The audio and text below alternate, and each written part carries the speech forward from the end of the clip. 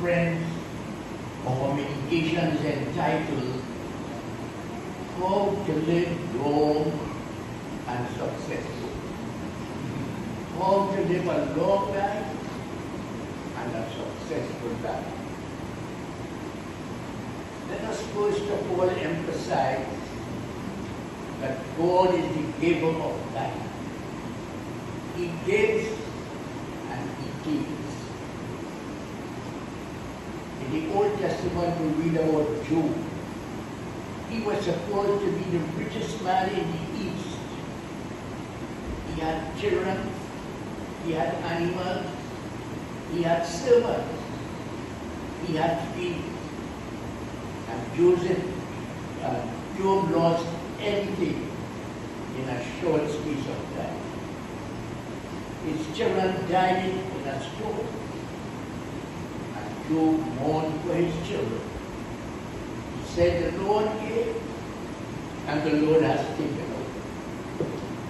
So God gives life, and God takes life. All of us would like to live for a long time. We want to live for 70 as promised in Psalm 9. We want to go on to 40. We want to go on to 40. We want to go on to 50. We want to live and live and live. And all of us want to be prosperous. We want to be successful. We want to have a nice house, a nice job, a nice car. We like everything that is good and beautiful. But the length of our lives depends on God. Whether it is long or whether it is short, life is in the hands of God. So let us note that very carefully. Now in the Bible we read about many persons who had long lives, and their success was based on fulfilling God's will. Their success was based on carrying out God's will in their life, fulfilling the purpose to which God had called them. And let us this morning just briefly consider all these persons who lived long and successfully according to the Bible. Let us take Abraham. Abraham lived in a place called Haran. Abraham had servants. That means he had cattle and animals. Abraham had his wife, and Abraham had his nephew Lot with him, and Lot's wife.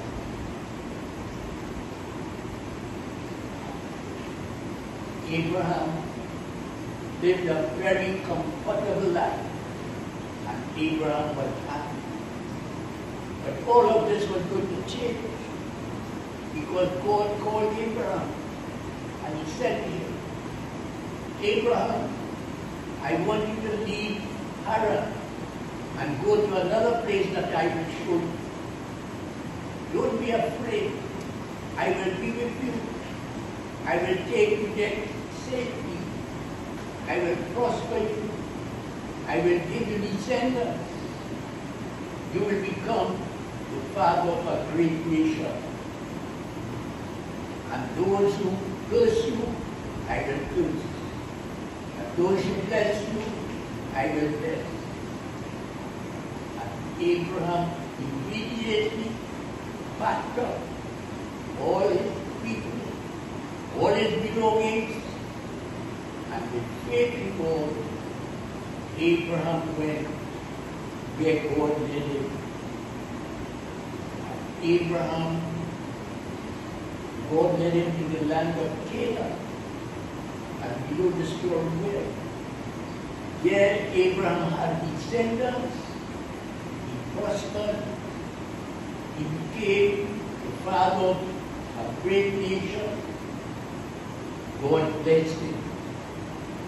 And all of this because he based his whole life on obedience to God. That was how he measured success.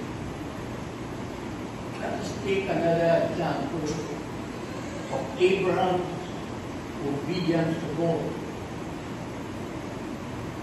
When Abraham was advanced in years, God gave him a son.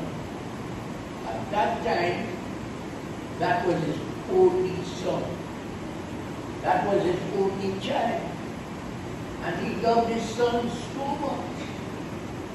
We would say nowadays that his son was his eyeball. He loved his son, his only child, so much. And one day God called him and said, Abraham, I want you to offer your son as a sacrifice to me. Abraham did not hesitate. He packed up and made preparations for the sacrifice. He took his son to the place where God told him to offer the sacrifice. And he made an altar out of wood. Then he tied his son, placed him on the altar, and he took the knife and he went to kill his son. And God called out, Abraham, stop it.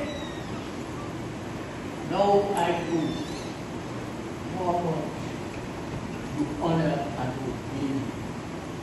Now I know how much you honor and obey me. So Abraham, his success was based on obedience to God.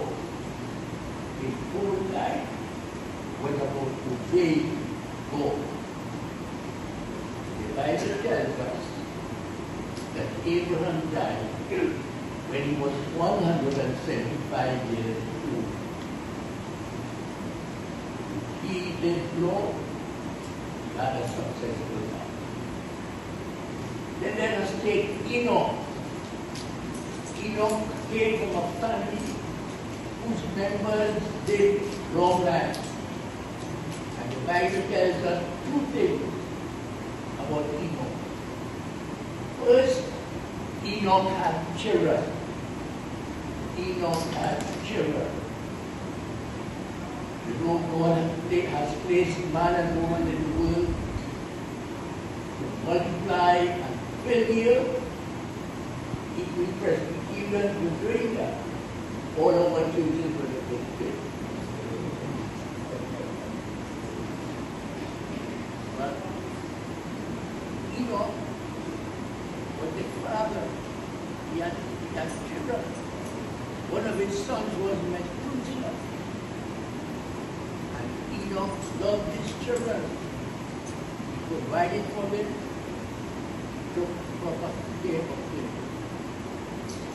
And the next thing the Bible tells us about Enoch is Enoch had fellowship with God. Enoch had fellowship with God. Enoch was God's friend, and God was Enoch's friend. Enoch went before, God went before Enoch. God went at his side. God was behind him. Enoch's mind and spirit was always filled with the presence of God. He walked with God. He talked with God. He was close to God. He was so close to God that the Bible does not tell us about Enoch. It says God took him away.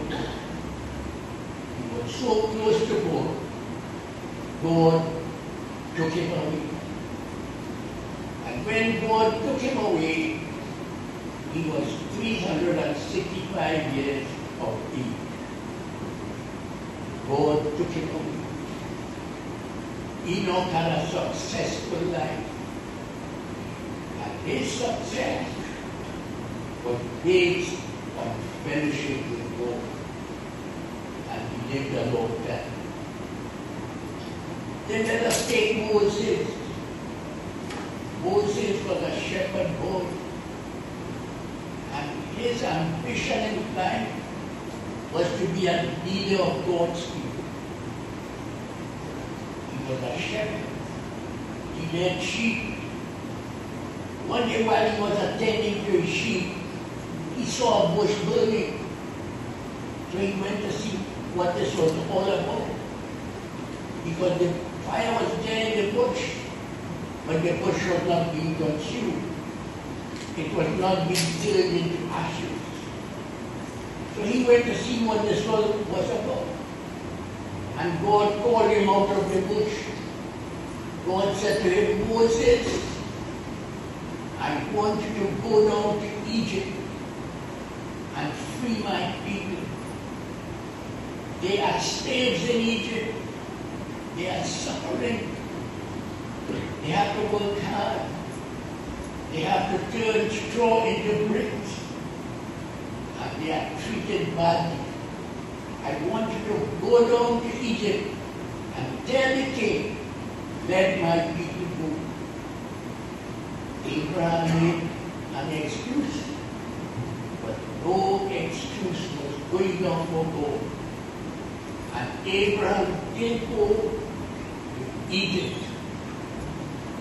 And after many difficulties, many plagues, he managed to get the king to free the people of Israel.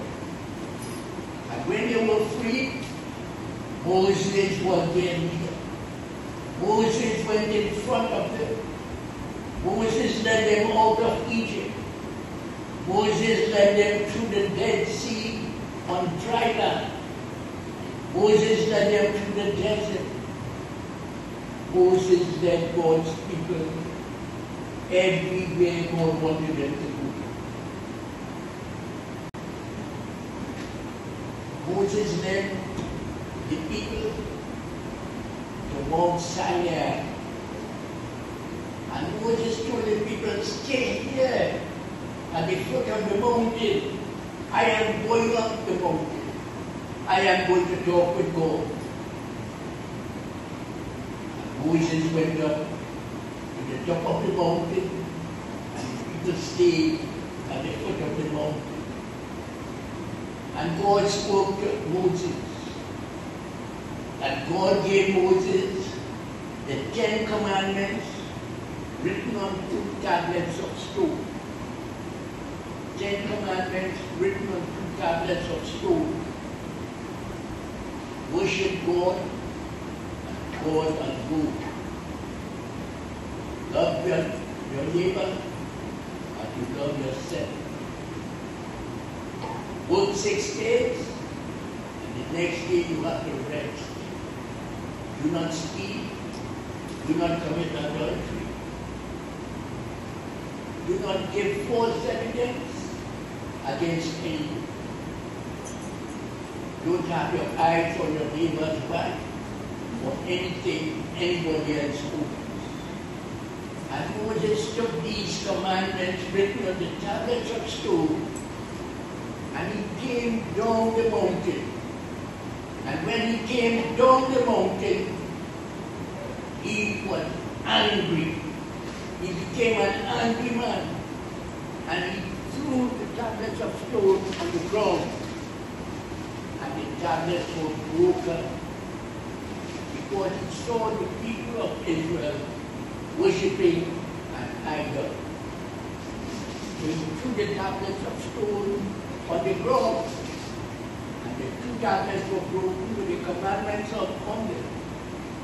So we say Moses was the first person to break all the commandments. And if you break one, break all. But Moses was a leader. He led God's people. That was on which he based his success. And when Moses died at the age of 120 years. He lived a successful life. He lived a long life. And let us take one more person. We have so many more. Let us take one more person. Let us take David. David was a shepherd boy. His father's name was Jesse. And David had several brothers. And one day God said to the prophet Samuel, go to David's father, his name was Jesse. God said to him, go to Jesse's house and anoint one of his sons to be the future king of Israel. And Jesse went, Samuel went, he went to Jesse's home and he told Jesse,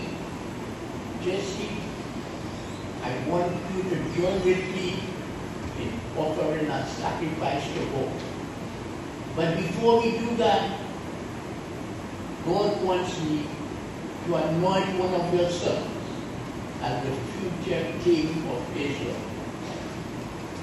And Jesse lined up all his sons, one by one. Samuel looked at them and he said, no, not this one, not this one, not this one, not this one, not that one. And all his sons were before Samuel. Samuel said, God has not chosen any of these. So Samuel said to Jesse, by the way, do you have any more sons? And Jesse said, yes, I have one more son. He's the youngest. He's out in the fields. And Samuel said to Jesse, bring him here.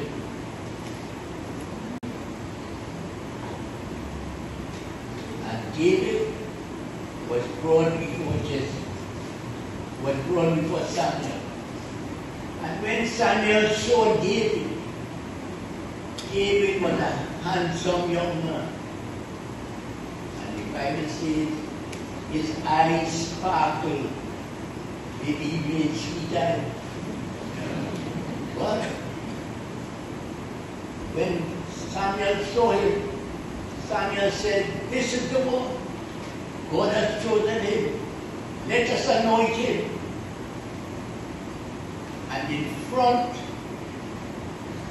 of David's father and David's brothers, Samuel anointed David to be the next king of Israel. The question arises, why did God choose David to be the next king of Israel, to take the place of King Saul? Why did God choose David? Was it because he was young? No. Was it because he was good looking? No. Was it because he was brave and he killed Goliath? No. Was it because he fought wild animals who came to attack his sheep with his bare hands? No. Why did God choose him? Not for his good looks. Why did God choose David? God chose David because God does not see as man sees. Man looks at the outward appearance, but the Lord looks at the heart. And David's heart was right with God. And that was the basis of his life. He tried to keep his heart right with God at all times.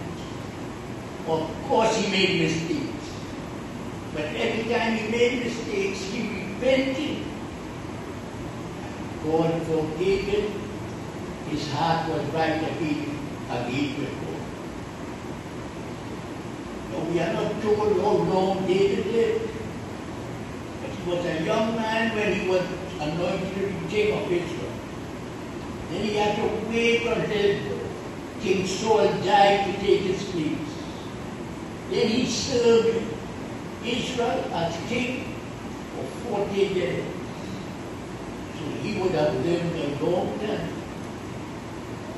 And his standard for his living was making his heart right with God. So we have 4 people who lived long and successful life according to their standard. Abraham, he lived to be 175 years old. He was obedient to God. That was his purpose for living. Then we have Enoch. He lived 365 years. And his purpose in life was to have fellowship with God. Then we have Moses. He lived to be 120 years. And He wanted to be a leader of God's people, and he was a faithful leader. Then we have David. We don't know how long he lived, but he lived a long time. And his purpose in life was to make his heart right before him. So these are four persons. They lived long lives, and they lived successful lives. Friend, this morning we come to the Lord's table. We come in obedience to Jesus. He said, do this in remembrance of me. We come to have fellowship with God, with the church in heaven and the church on earth.